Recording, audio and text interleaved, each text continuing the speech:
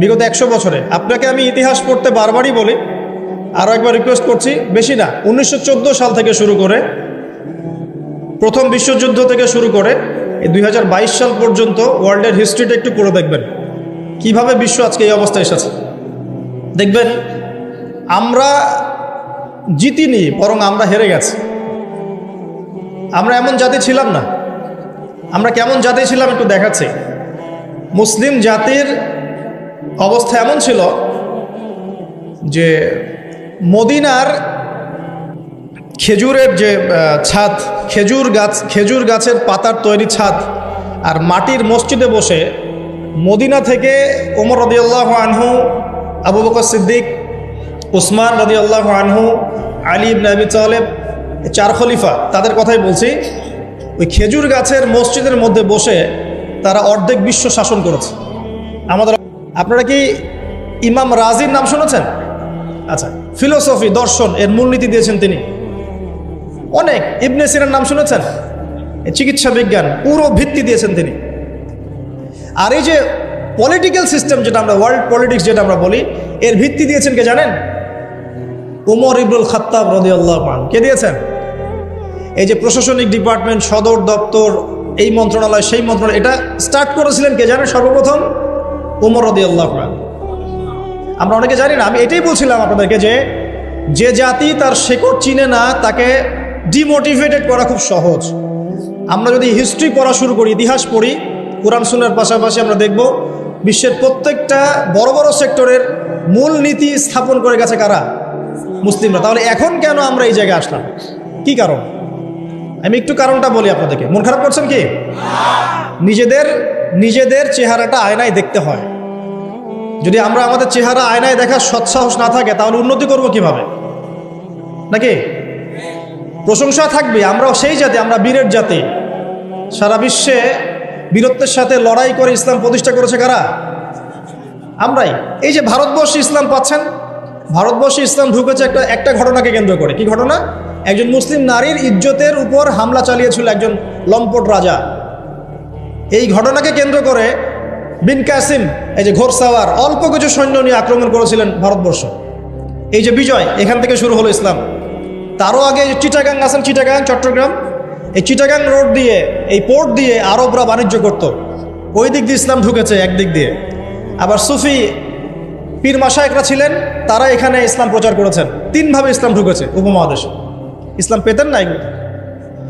দেখুন কেন হলো এই অবস্থা। বিকজ ওই সময়ে একটা মুসলিম পরিবারের মধ্যে কোরআনের হাফেজ থাকতো। পাওয়া যায় এখন সব পরিবারে? রেয়ার। আমরা মনে করি যার ব্রেন সবচেয়ে খারাপ ওকে হাফেজি মাদ্রাসা দেওয়া লাগবে, আর যার ব্রেন খুব ভালো ওকে আমরা দিব ইঞ্জিনিয়ারিং, ডক্টর। আমরা শিক্ষাটাকে ভাগ করে ফেলেছি। একটা হচ্ছে দুনিয়ার শিক্ষা, একটা হলো আখিরাতের শিক্ষা, তাই না? অথচ শিক্ষা তাকেই বলে যা আমার দুনিয়াও দিবে আখিরাতও দিবে, এর নাম শিক্ষা। আর এই শিক্ষা কোথায় আছে? কোরআন সুন্নাহয় নাই।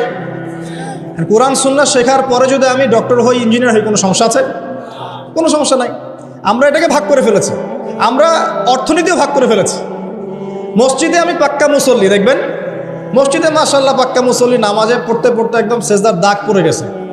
যেই ব্যবসা করতে গেল মাপে কম, যেই ব্যবসা করতে গেল দেখবেন যে মজুদদারি, যেই ব্যবসা করতে গেল ওই যে স্টক করতেছে অন্যায়ভাবে, কৃত্রিম সংকট তৈরি করতেছে, যেই চাকরি করতে গেল ঘুষ, যেই আপনার ডিল করতে যাচ্ছে ইকোনমিক সেক্টরে সুদ। তো অর্থনৈতিক জীবনটাকে আলাদা করে ফেললাম। ওইটা দুনিয়ার জীবন, এটা হচ্ছে আমার পরকালের জীবন। ভাবখানে এমন। আমাদের আকীদা চেঞ্জ করতে হবে। তো অর্থনৈতিক জীবন কি ইসলাম থেকে আলাদা নাকি? আপনি 5 ওয়াক্ত নামাজ পড়ছেন আলহামদুলিল্লাহ, এখন যদি সুদ খান তাহলে কি পার পাবেন? তাহলে অর্থনীতি ইসলামের সাথে সম্পৃক্ত না। সহজ কথাটা বোঝাতে পারি না। ইভেন আমরা যদি অন্যদের সাথে ডিল করতে চাই বিশ্বে, তখনও ইসলাম ফলো করতে হবে, আদারওয়াইজ সমস্যা আছে। এমন তন্ত্র মন্ত্র মতবাদের চর্চাও করা যাবে না যে মতবাদগুলো কোরআন সুন্নাহর সরাসরি বিরোধী। করা যাবে? করা যাবে না। তো আমাদের জীবনটা পরিপূর্ণটাই ইসলাম, পূর্ণাঙ্গটাই ইসলাম, এখানে আংশিকতা সুযোগ নাই। আল্লাহ এই কথাটা বোঝার তৌফিক দান করুন। আজকের মাহফিলে একটা কথাও যদি নিয়ে যেতে পারেন, ইসলাম হচ্ছে একটা পরিপূর্ণ জীবন ব্যবস্থা না। এখানে আপনি সব পাবেন, এবং সব পালন করতে আপনাকে বলাও হয়েছে। আল্লাহ পাক কোথায় বলেছেন? আমি দলিল দিচ্ছি। 1 নম্বর দলিল দিচ্ছি যে ইসলাম পরিপূর্ণ জীবন ব্যবস্থা কোথায় আছে? সূরা মাইদা 3 নম্বর আয়াত। কত নম্বর? সূরা মাইদা 3 নম্বর। আল্লাহ পাক বলছেন, বিসমিল্লাহির রহমানির রহিম, আল্লাহ বলছেন, আল ইয়াউমা আকমালতু লাকুম দীনাকুম ওয়া আতমামতু আলাইকুম নি'মাতি ওয়া রাদিতু লাকুমুল ইসলাম দীনান। আল্লাহ বলছেন, কে বলছেন? আল্লাহ পাক বলছেন, আমি তোমাদের জন্য দ্বীন ইসলামকে পরিপূর্ণ করে দিলাম। কি করে দিলাম? পরিপূর্ণ মানে কি? যেখানে সবকিছু নাই, তাই না? পরিপূর্ণ মানে কি? যেখানে সবকিছু আছে। তার মানে জীবনের প্রতিটা বিষয়ের হেদায়েত কোথায় আছে? ইসলামে আছে। ওয়া আতমামতু আলাইকুম নি'মাতি, তোমাদের উপর আমার নিয়ামতকে পূর্ণতা দিলাম। ওয়া রাদিতু লাকুমুল ইসলাম দীনান, তোমাদের উপর দ্বীন ইসলামকে মনোনীত করে আমি আল্লাহ সন্তুষ্ট হয়ে গেলাম। সুবহানাল্লাহ। তো দ্বীন পরিপূর্ণ না? তার মানে ইসলাম পরিপূর্ণ কি না? এখন এই ইসলাম আল্লাহর কাছে একমাত্র দিন, অন্য করে দিন চলবে? এটা যে একমাত্র দিন, তার দলিল কোথায়? দলিল আছে সূরা আলী ইমরানের 19 নম্বর আয়াতে। কত নম্বর? আলী ইমরান 19 নম্বর। আল্লাহ পাক বলছেন, ইন্না দীনা ইনদাল্লাহিল ইসলাম, জেনে রাখো হে মানুষ, নিশ্চয়ই আল্লাহর কাছে একমাত্র গ্রহণযোগ্য দিন, তার নাম কি? ইসলাম। আল্লাহ পাক এই সূরার মধ্যে আবার বলছেন যে ইসলাম ছাড়া অন্য দিন পালন করলে কবুল হবে কিনা, আল্লাহই বলছেন। সেটা কোথায়? 85 নম্বর আয়াত। কত নম্বর আয়াত? 85। আল্লাহ পাক বলছেন যে ওয়ামান ইয়াবতাগি গায়রাল ইসলাম দীনান ফালা ইউকবালা মিন, যদি কেউ ইসলাম ছাড়া অন্য কোনো দিন তালাশ করে, কশ্চিনকালেও তার কাছ থেকে কবুল করা হবে না। তাহলে 3টা দলিল পেলেন।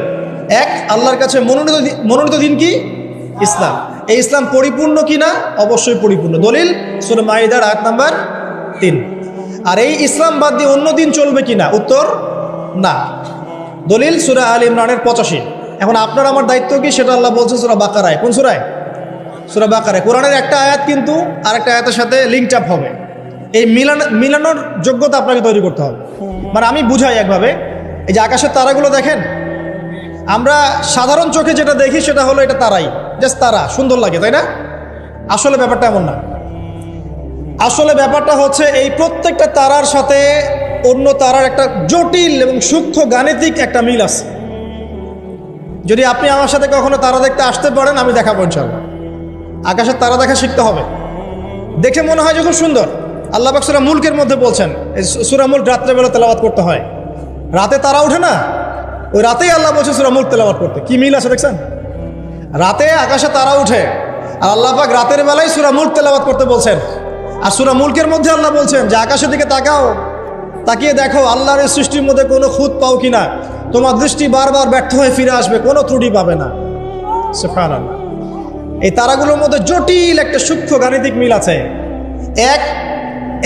এক মিলিমিটার বা 1 সেন্টিমিটার মিলিমিটার যদি একটা থেকে দূরে সরে যায় বা কাছে চলে আসে, মহাবিশ্ব ধ্বংস হয়ে যাবে। জানেন? বুঝাচ্ছি। এই যে পৃথিবী আর চাঁদের একটা দূরত্ব আছে না, এই দূরত্ব যদি একটু এগিয়ে আসে, চাঁদ যদি একটু কাছাকাছি চলে আসে বা পৃথিবী একটু কাছে চলে আসে, তাহলে এই পৃথিবীর বেশিরভাগ জায়গা সমুদ্রের পানি দিয়ে ডুবে যাবে। বুঝলেন না মনে হয়? আচ্ছা, বোঝার দরকার নাই, পরে বুঝেন, শুনে রাখেন আজকে। আবার যদি চাঁদ একটু দূরে চলে যায়, তাহলে সমুদ্রের পানি অনেক শুকিয়ে যাবে, থাকবে না পানি।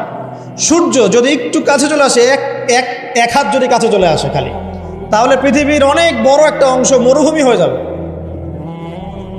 আর যদি সূর্য 1 হাত দূরে চলে যায়, তাহলে পৃথিবীর অনেক বড় একটা অংশ বরফে ঢেকে যাবে। একদম সূক্ষ্ম মিল আছে, সূক্ষ্ম গাণিতিক তত্ত্ব আছে। এমনি এমনি এটা আল্লাহ পাক সৃষ্টি করেন নাই তো। তারার কথা বলছিলাম কেন? তারাগুলো একটা একটার সাথে মিলালে আপনি পথ খুঁজে পাবেন। ঠিক একইভাবে কোরআনের একটা আয়াত অন্য আয়াতের সাথে মিলাতে পারলে আপনি হেদায়েত খুঁজে পাবেন। আপনাকে মিলিয়ে দেখাচ্ছিলাম। আল্লাহ বলছেন সূরা আলী ইমরান 19 নম্বর আয়াত, দ্বীন ইসলাম আল্লাহর কাছে একমাত্র দিন। এই ইসলাম পরিপূর্ণ কিনা? আল্লাহ সূরা মাইদা 3-এ বলছেন হ্যাঁ পরিপূর্ণ। এই ইসলাম ছাড়া অন্য দিন চলবে কিনা? আবার আলী ইমরানের 85-তে গিয়ে বলছেন চলবে না। হ্যাঁ, এই ইসলাম কিনে আমাদের কি করতে হবে? আল্লাহ এটা বলছেন সূরা বাকারায় গিয়ে। কি বলছেন? উদখুলু ফিস সিলমি কাফা, তোমরা পরিপূর্ণরূপে ইসলামে প্রবেশ করো। বুঝতে পারলেন? ইসলাম কেন্দ্রিক আমাদের দায়িত্ব কি? পরিপূর্ণরূপে ইসলামে প্রবেশ করে। এখন ভিত্তি কি? 2টা। তারাক্তু ফিকুম আমরাইন, দুইটা বস্তু ছেড়ে গেলাম। নবীজি বলছেন লান তাদিল্লু মা তামাসসাকতুম বিহিমা, তোমরা কোনোদিন পথভ্রষ্ট হবে না যতদিন পর্যন্ত দুইটাকে রেখে আঁকড়ে ধরে থাকবে। এক নম্বর কিতাব আল্লাহ, আল্লাহর কিতাব কোরআন, ও দুই নম্বর সুন্নতে নবীহি, নবীর সুন্নাহ। কোরআন এবং সুন্নাহকে কেন্দ্র করে ইসলাম, এটাতে পরিপূর্ণরূপে প্রবেশ করতে বলা হচ্ছে। আর আপনার সাথে আমার কথা, পরিপূর্ণ প্রবেশ মানে কি বোঝায়? আমি ইবাদত বন্দেগীর জীবনে পাক্কা মুসল্লি হব, অর্থনৈতিক জীবনে গিয়ে সুদ খাবো, আমি কি পরিপূর্ণ মুসলিম কিনা? সহজ কথা বলেন, পরিপূর্ণ মুসলিম কি? এদিকে আপনি তাহাজ্জুদ পড়ছেন, মাশাআল্লাহ, 5 ওয়াক্ত নামাজ পড়ছেন, নফল নামাজ পড়ছেন, রোজা রাখছেন, দান সদকা করছেন, খুবই সুন্দর, মাশাআল্লাহ। কিন্তু আপনি অন্যের সম্পদ অন্যায়ভাবে হরণ করছেন, মুসলিম হবে পরিপূর্ণ? একটা পরিবারের কর্তা, মাশাআল্লাহ, দিনদার, চিল্লা দিয়ে লাগাচ্ছেন, মাশাআল্লাহ, দিনের দায়ী, সব কিছু ঠিক আছে। এখন পরিবারের সেই লোকের স্ত্রী পর্দা করে না, ওই লোকের মেয়ে বেপর্দায় ঘোরাফেরা করে, ওই লোকের ছেলে মাদকাসক্ত, এই পরিবারটা কি পরিপূর্ণ ইসলামিক পরিবার কিনা? একইভাবে আমরা যারা টুকটাক জুমার নামাজ পড়তে আসি, হজ করি, উমরা করি, 5 ওয়াক্ত নামাজ ঠিকঠাক মতো পড়ি না, কোরআন তেলাওয়াতের ফিকির নাই, দুনিয়া নিয়ে ব্যস্ত হয়ে আছি, পরকালের চিন্তা কম, তারাও কি পরিপূর্ণ মুসলিম কিনা? তো পরিপূর্ণ মুসলিম বলতে কি বোঝায়, এটার জন্য আপনার কিন্তু পিএইচডি করার দরকার নাই। আপনি বুঝতে পারছেন যে আপনার জীবনের প্রতিটা কাজ কোরআন এবং সুন্নাহ মাফিক হলেই আপনি পরিপূর্ণ মুসলিম, আলহামদুলিল্লাহ। এবং এই কাজটা করার জন্যে আপনাকে কিন্তু কেউ বাধাও দিচ্ছে না, আপনি স্বাধীন, চাইলেই আপনি করতে পারেন। কেউ কি বাংলাদেশের প্রেক্ষাপটে কি ইসলাম পালন করতে কাউকে বাধা দেয়া হচ্ছে যে নামাজ পড়তে যাবেন না, দাড়ি রাখতে পারবা না, হ্যাঁ, তোমরা টাকনুর উপরে কাপড় তুলতে পারবা না, মেয়ে পর্দা করতে পারবে না? হ্যাঁ, ইনডাইরেক্টলি হয়তো কিছু কিছু মানুষ এরকম করছে হয়তোবা, কিন্তু ওদের সংখ্যা কিন্তু বেশি না, ওদের সংখ্যাও বেশি না, তাদের শক্তিও নাই। এটা জাস্ট একটা মুখের আস্ফালন মাত্র, আর কিচ্ছু না। কিন্তু বাংলার বেশিরভাগ তাওহীদি জনতা কি চায়? ইসলাম চায় না? চায়। তো আপনি যদি প্র্যাকটিস করেন, কেউ কি বাধা দিবে? ওয়াদা করেন আজকে থেকে 5 ওয়াক্ত নামাজ ছাড়বেন না, বেহুদা অহেতুক কোনো ফাহেসা কাজে সময় নষ্ট করবেন না, নিজের গায়ের মধ্যে সুন্নত নিয়ে চলে আসবেন, পারবেন না ইনশাল্লাহ? দাড়ি ছেড়ে দিবেন ইনশাআল্লাহ, গোফ ছোট করে ফেলবেন, টাকনুর নিচে কাপড় থাকলে উঠিয়ে ফেলবেন, পারবেন না? যদি কোনো হারাম সম্পর্ক থাকে আজকেই তওবা করে ফিরে আসবেন।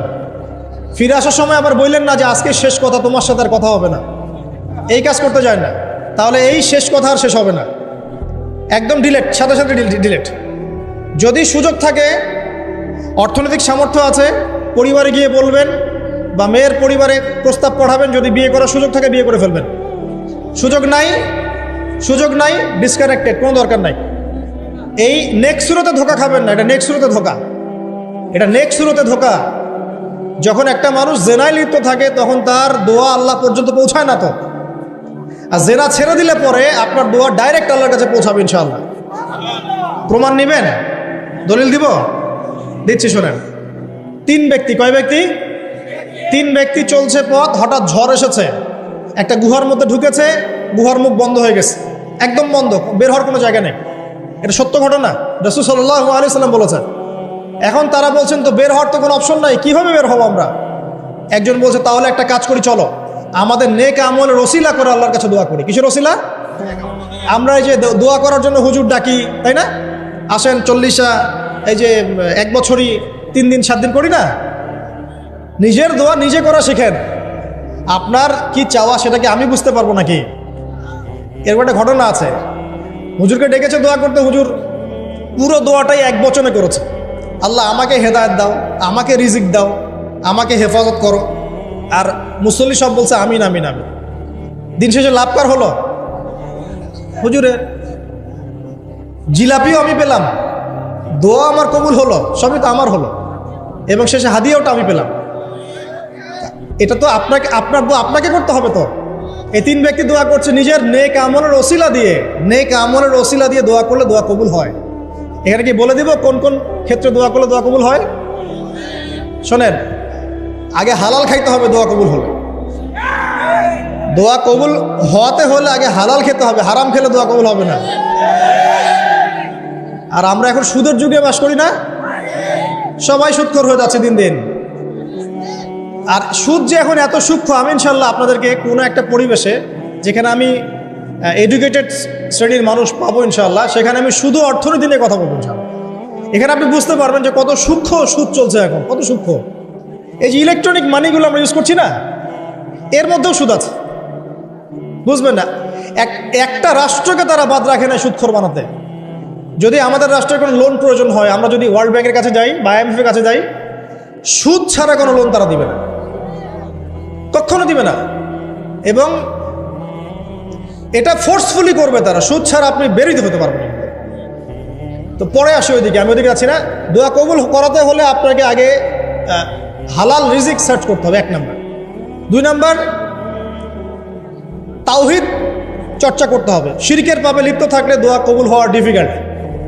এবং সুন্নতের চর্চা বেদাতি আমল করলে দোয়া কবুল হওয়া ডিফিকাল্ট আছে। এর পাশাপাশি আমি কিছু অপশন বলে দিই। যখন দেখুন বৃষ্টি হচ্ছে, তখন দোয়া করবেন, দোয়া কবুল হবে ইনশাআল্লাহ। দোয়া করার আগে একবার বলবেন আলহামদুলিল্লাহ, কমপক্ষে একবার বলবেন আলহামদুলিল্লাহি রাব্বিল আলামিন, একবার কমপক্ষে। মানে প্রথমে আল্লাহর প্রশংসা করবেন, তারপর একবার দরুদ পড়বেন আল্লাহুম্মা সাল্লি আলা মুহাম্মাদ ওয়া সাল্লিম, তারপর হাত তুলে দোয়া শুরু করবেন। বৃষ্টি পড়ছে, দোয়া শুরু করে দেন, দোয়া কবুল হবে ইনশাআল্লাহ। আজান দিয়েছে, আজান এবং একামতের মাঝখানের সময়টা আছে, এই সময়টা কাজে লাগান, দোয়া কবুল হবে ইনশাআল্লাহ। নামাজে দাঁড়িয়েছেন, সেজদায় গিয়েছেন, সেজদায় দোয়া করেন, দোয়া কবুল হবে ইনশাআল্লাহ। প্রশ্ন করে অনেকে যে ভাই সেজদায় কি বাংলায় দোয়া করা যাবে? হ্যাঁ যাবে, যদি আপনার নামাজটা নফল নামাজ হয়। কোন নামাজ হয়? ফরজ নামাজে করবেন না, নফল নামাজে করতে পারেন ইনশাআল্লাহ। সেজদায় বান্দা আল্লাহর সবচেয়ে কাছাকাছি থাকে, এই সময়ে বেশি বেশি দোয়া করতে রাসূল সাল্লাল্লাহু আলাইহি ওয়াসাল্লাম তাগিদ দিয়েছেন। দোয়া করলে ডাইরেক্ট কবুল হবে ইনশাআল্লাহ। পিতা মাতার খেদমত করে দোয়া করেন, দোয়া কবুল হবে ইনশাআল্লাহ। এখন তো পিতা মাতার খেদমত মানুষ করতে চায় না। এটা সেই যুগ যে যুগে পিতা মাতার সাথে দাস দাসীর মতো আচরণ করা হয়। সন্তানরা ভুলে গেছো তোমরা যে তোমরা একদিন পিতা মাতা হবা। আমরাও কিন্তু একদিন পিতা মাতা হব। যারা বিয়ে শাদী করেছে, সন্তানটি হয়েছে, তারা জানে এই যে প্রসব বেদনার একটা সেকেন্ড, 1 সেকেন্ড বা 1 মিনিট প্রসব যে বেদনা মায়ের হয়, এর ঋণ আমরা সারা জীবনে শোধ করতে পারবো। পারবেন? এ কারণেই মায়ের পায়ের নিচে জান্নাতের কথা বলা আছে। মাদের সম্মান আল্লাহর কাছে অনেক বেশি, মেয়েদের সম্মান অনেক বেশি। এই নারীবাদী ফ্যামিলিস্টরা যা বুঝিয়েছে, ইসলাম এমন নয়। তো ইসলাম এমন নয়। ইসলামে মেয়ের মর্যাদা সবচেয়ে উপরে।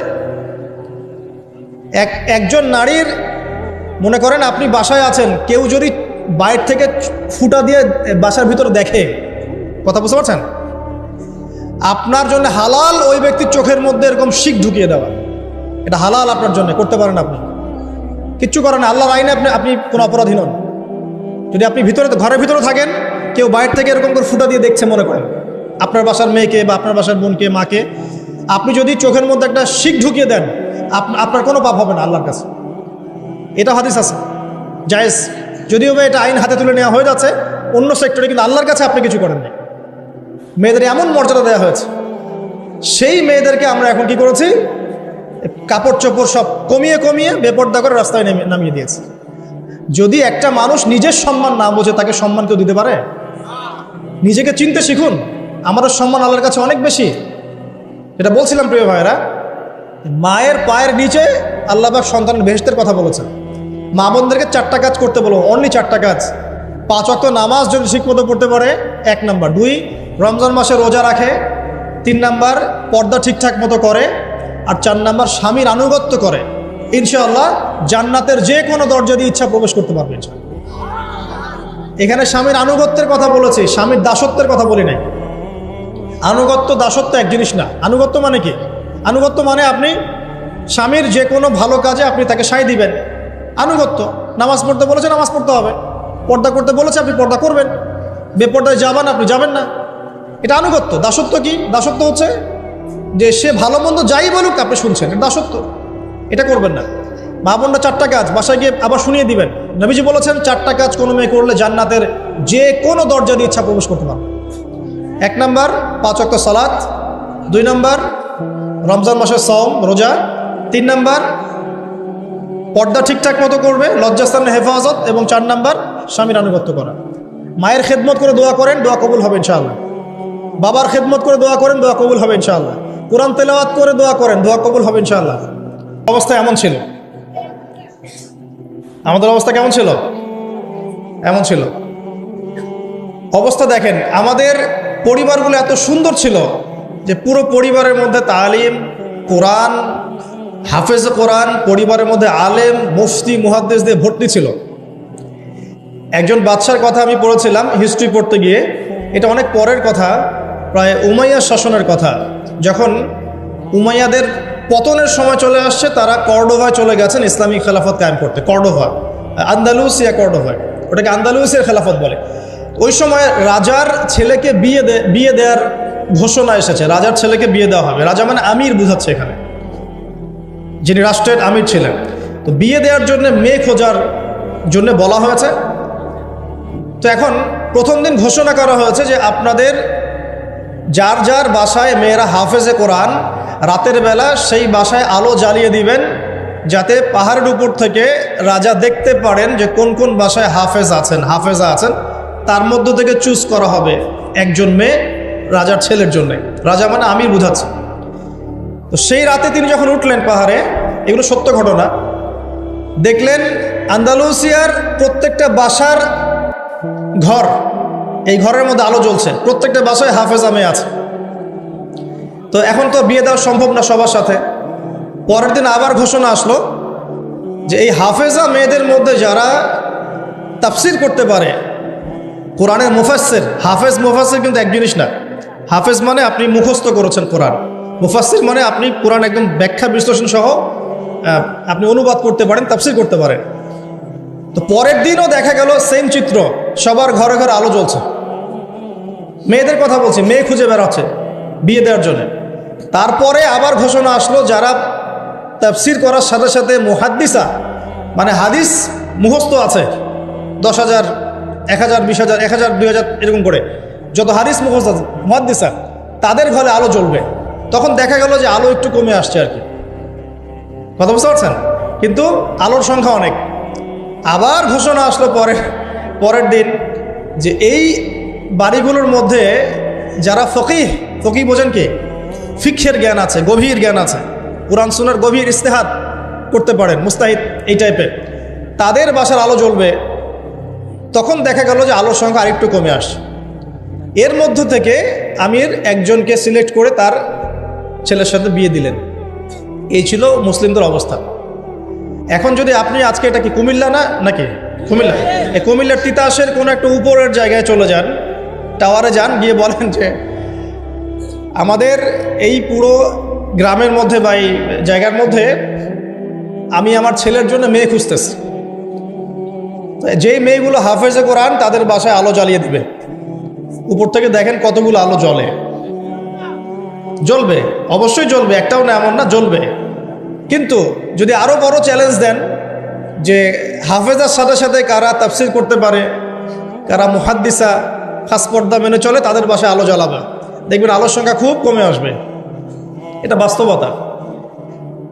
দুঃখের সাথে জানাতে হয় আমরা এমন অনেক হাফেজে কোরআনকেও চিনি ব্যক্তিগতভাবে, যারা কোরআন হেফজ করার পরেও অল্প সময়ের মধ্যেই ভুলে গেছে, এবং হাফেজে কোরআন হওয়ার পরেও কোরআনের 10টা-20টা সূরার তাফসীর তারা করতে পারছে না, 10টা-20টা আয়াতের অনুবাদ তারা বলতে পারছে না। এমনও মানুষ কিন্তু আছে, ঠিক আছে?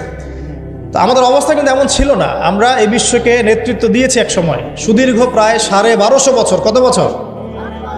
যে জাতি তার শেকড় চিনে না, যে জাতি তার ইতিহাস জানে না, তাদেরকে তো মোটিভেটেড করা খুব সহজ, ডিমোটিভেটেড করা সহজ। আমাদের তরুণ প্রজন্ম এখন ওয়ার্ল্ড কাপের হিস্ট্রি জানে, এই ব্রাজিল আর্জেন্টিনার হিস্ট্রি জানে, মেসি নেইমারের হিস্ট্রি জানে। দাঁড়ান, এগুলোর প্রয়োজন নাই, এটা কোনো প্রয়োজন নেই। আমাদের তরুণ প্রজন্ম এদের হিস্ট্রি জানে, নায়ক নায়িকাদের হিস্ট্রি জানে, গায়ক গায়িকার হিস্ট্রি জানে। ওই যে পতিতা, যেটা আধুনিক পতিতা আর কি, যেটা সরাসরি পতিতা ভিত্তিতে জড়িত না থাকলেও মানুষকে উৎসাহিত করে, উদ্বুদ্ধ করে, অশ্লীলতার ফেরিওয়ালা, তাদের হিস্ট্রি জানে। বলিউড হলিউডের হিস্ট্রি জানে। আমাদের তরুণ প্রজন্ম সব জানে এগুলা, cricket, football, everything. Bollywood Hollywood, বিশ্বকাপ আসলে তো কথাই নাই। কিন্তু আমাদের তরুণ প্রজন্ম আমাদের শেকড় জানে না। কয়জন তরুণ জানে যে আমরা এমন একটা জাতি ছিলাম যারা সারা বিশ্বকে নেতৃত্ব দিয়েছি? নেতৃত্ব দেওয়া ডিফারেন্ট জিনিস, মানে সারা বিশ্বের কোনো কিছুই আমাদের পারমিশন ছাড়া হতো না, এমন একটা অবস্থা ছিল। বিশ্বের কোনো জায়গায় কোনো মুসলিমকে আঘাত করবে, অন্যায়ভাবে তাকে মেরে ফেলবে বা টর্চার করবে, এই সাহস কারো ছিল না। এমন যুগ ছিল। মুসলিম পুরুষের কথা বাদ দেন, মুসলিম কোনো নারীর দিকে চোখ তুলে তাকাবে বা তার ইজ্জত হরণ করবে এমন ক্ষমতাও কারো ছিল না। এটাকে রূপকথার গল্প মনে হচ্ছে না এখন? বিগত 100 বছরে এই পরিস্থিতি দেখে মনে হচ্ছে এমনও কি সময় ছিল? হ্যাঁ, এমন সময় ছিল। এই তো বেশি দিন আগের কথা নয়। ঘরে ঘরে হাফেজ ছিল, ঘরে ঘরে হাফেজ, ঘরে ঘরে আলেম, ঘরে ঘরে মুফতি মুহাদ্দিস ভর্তি। শুধু তাই নয়, বিজ্ঞানী দিয়ে ভর্তি, ফিলোসফার দার্শনিক দিয়ে ভর্তি, অ্যাস্ট্রোনমিস্ট দিয়ে ভর্তি, জ্যোতির্বিদ্যায় পারদর্শী, বায়োলজিতে পারদর্শী, কেমিস্ট্রিতে পারদর্শী, এরকম ঘরে ঘরে ছিল। বর্তমান বিশ্বের যে শিক্ষা সেক্টরগুলো আছে প্রত্যেকটা সেক্টরের ভিত্তি মুসলিমরা দিয়ে দিয়েছে বিশ্বকে, জানেন? এই যে অর্থনীতি নিয়ে আমরা এত বাড়াবাড়ি করি না, সবচেয়ে সেরা অর্থনীতি শিখিয়েছেন ইউসুফ আলাইহিস সালাম। কে শিখিয়েছেন? সূরা ইউসুফ পড়ে দেখেন। আমরা সূরা ইউসুফ এর নাম শুনলে মনে করি ইউসুফ মানে ইউসুফ জুলেখা, ইউসুফ জুলেখা, তাই না? মাথায় চলে আসে ইউসুফ আর জুলেখা। ইউসুফ আলাইহিস সালাম কি ছিলেন? খুব সুন্দর দেখতে ছিলেন, এতটুকু জানি আমরা। কিন্তু ইউসুফ আলাইহিস সালামের বাহ্যিক সৌন্দর্যের চাইতে তার চরিত্রের সৌন্দর্য আরো অনেক বেশি ছিল। তাকে রাজার স্ত্রী অফার করছে ভালোবাসার, প্রেম বিনিময়ের, দরজা লাগিয়ে দিচ্ছে, আর তিনি বলছেন মাআযাল্লাহ, আমি আল্লাহকে ভয় করি। তার চরিত্রের সৌন্দর্য দেখেন। খালি আমরা রূপের সৌন্দর্যের কথা বলি, তাই না? ইউসুফ আলাইহিস সালাম যখন কারাগারে, কেন কারাগারে পাঠিয়েছে? বিনা অপরাধে। আর বিনা অপরাধেও মানুষ কারাগারে যায়।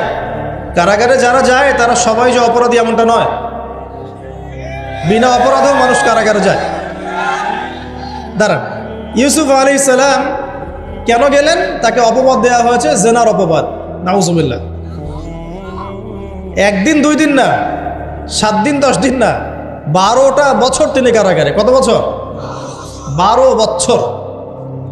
ওই 12 বছরের মধ্যে তিনি একটা ঘটনা ঘটেছে, 2 জন কয়েদি এসেছে। কয়জন? নতুন কয়েদি। একজন বলছে যে আমি স্বপ্ন দেখলাম যে আমার মাথার মধ্যে রুটি রাখা হয়েছে, এই রুটি এসে পাখি খেয়ে নিচ্ছে। আরেকজন স্বপ্ন দেখলো যে সে রাজাকে শরাব পান করাচ্ছে। ইউসুফ, তোমাকে সত্যবাদী মনে হয়, আমাদেরকে স্বপ্নের ব্যাখ্যা জানিয়ে দাও। এই 2 জন ব্যক্তি কিন্তু মুসলিম নন, মনে রাখবেন। এই 2 জন ব্যক্তি কি? অমুসলিম, কিন্তু মুসলিম নন। দেখেন, অমুসলিম ব্যক্তির স্বপ্ন সত্য হতে পারে। দলিল, অমুসলিম ব্যক্তির স্বপ্ন কি হতে পারে? সত্য হতে পারে। ইউসুফ আলাইহিস সালাম ব্যাখ্যা করে দিলেন যে শরাব পান করাচ্ছে, সে অচিরে ছাড়া পেয়ে যাবে এবং সে রাজাকে শরাব পান করাবে, রাজার ঘনিষ্ঠ হয়ে যাবে। আর যার মাথার থেকে রুটি খেয়ে নেওয়া হচ্ছে তাকে শুলদণ্ড দেওয়া হবে, তার মগজ খেয়ে ফেলবে পাখি। তাই হলো।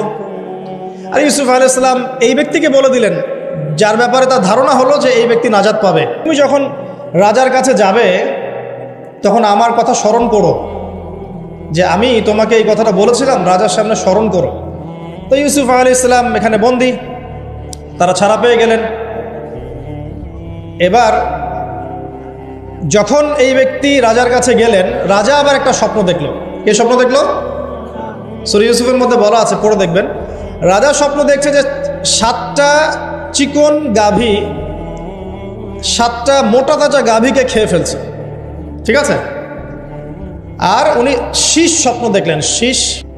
এই স্বপ্নটা তার কাছে অদ্ভুত মনে হলো। 7টা জীর্ণ শীর্ণ গাভী 7টা মোটা তাজা গাভীকে কেমন করে খেয়ে ফেলতে পারে? তিনি খুব টেনশনে পড়ে গেলেন। রাজ্যের সব জ্ঞানী গুণী লোকদেরকে ডাকলেন, এর ব্যাখ্যা কী হবে, এর ব্যাখ্যা কী হবে, কেউ বলতে পারছে না।